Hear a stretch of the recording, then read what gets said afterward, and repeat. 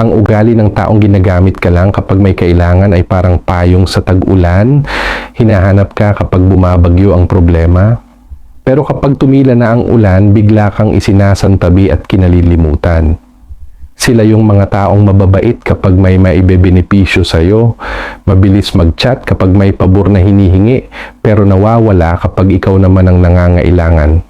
Ang masakit pa, kadalasan ginagawa nilang parang obligasyon ang pagtulong mo, parang natural lang na ibigay mo kahit hindi mo naman responsibilidad.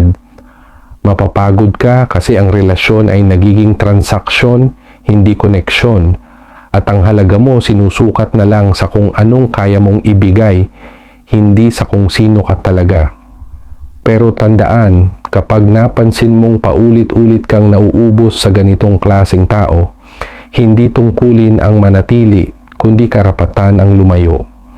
Dahil ang tunay na relasyon, may balik man o wala, ay dapat nakaugat sa respeto at malasakit.